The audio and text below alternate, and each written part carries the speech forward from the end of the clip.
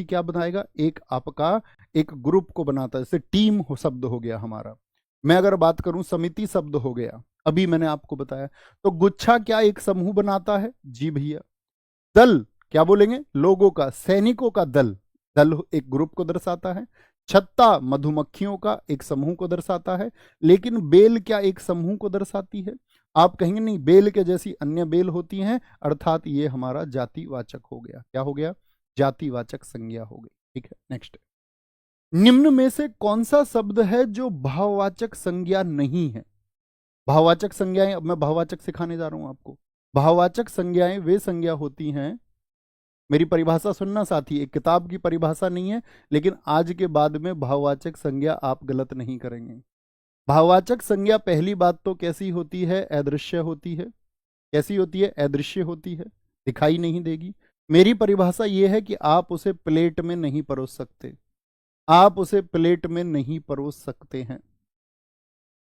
समझ पाए मेरी बात को। जैसे मैं बोलूं आपसे, हम एक शब्द बोल दे, चौड़ाई में क्या भाववाचक संज्ञा है, हाँ या ना, जी भैया। तो चौड़ाई आपको दिख तो जाएगी, दिखती है, लेकिन आपको दीवार दिखेगी। चौड़ाई अगर मैं बोलूं चौड़ाई को मुझे दिखाइए, चौड़ाई क्या है, उसको प्लेट में परोसिए, तो आप नहीं परोस पाएंगे। समझ पाए मेरी बात, थम्स अप करें। क्या परिभाषा, दो शब्द याद रखने, अदृश्य होगी और क्या होगी, प्लेट में नहीं परोस सकते।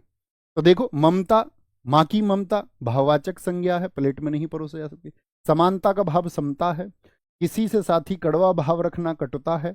और लता किसको कहते हैं, बेल को कहते हैं। तो ये क्या होगी, लता के जैसी अन्य लता, यानी जातिवाचक। अब मैं आपसे चाहूंगा कि मैंने आपको जब भाववाचक बता दिया, तो आप भाववाचक का एक एक शब्द मुझे लिख के दिखाएं बड़े अच्छे तरीके से। तो भाववाचक का साथी पहला शब्द हो गया नम्रता, ठीक है, नम्रता, ठीक है।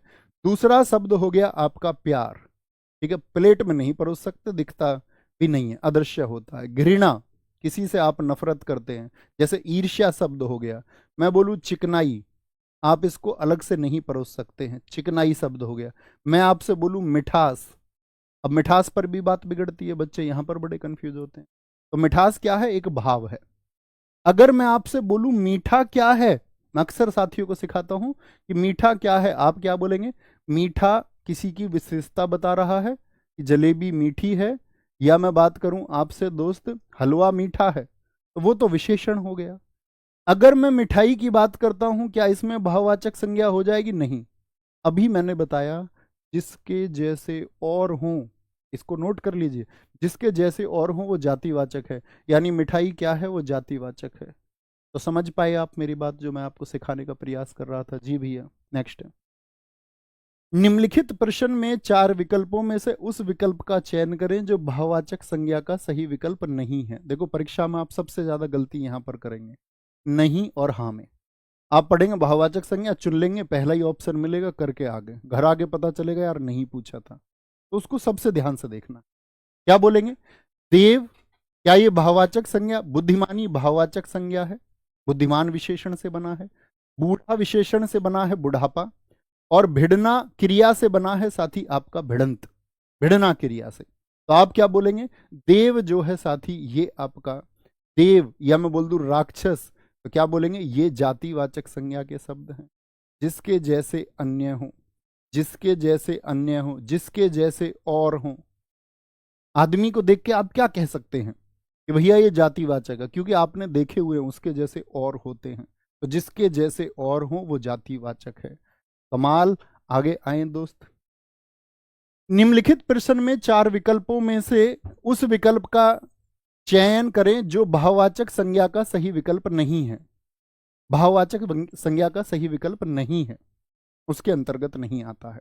बोलेंगे जी, कड़वाहट, क्या बोलेंगे भैया, कड़वा विशेषण से बना हुआ है, कड़वा विशेषण से भाववाचक संज्ञा है, कड़वाहट को हम प्लेट में नहीं परोस सकते। आनंद को भैया हम प्लेट में नहीं परोस सकते। आवश्यकता को हम प्लेट में नहीं परोस सकते, और आवश्यकता आपको कुछ है तो अदृश्य है, दिखती नहीं है।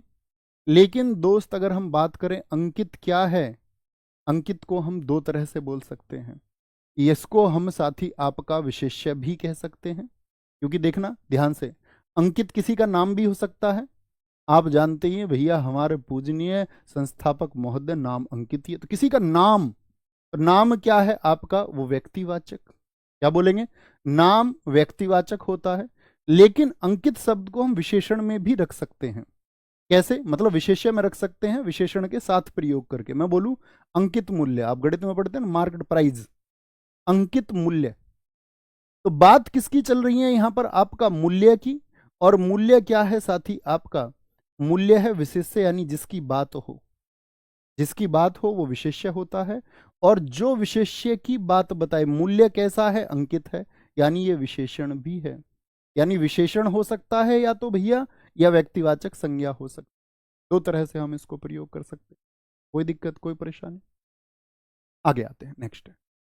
निम्नलिखित प्रश्नों में 4 विकल्पों में से उस विकल्प का चयन करें जो भाववाचक संज्ञा का सही विकल्प नहीं है। स्कोर पूछूंगा आपसे बाद में कि आपका स्कोर कितना आया है।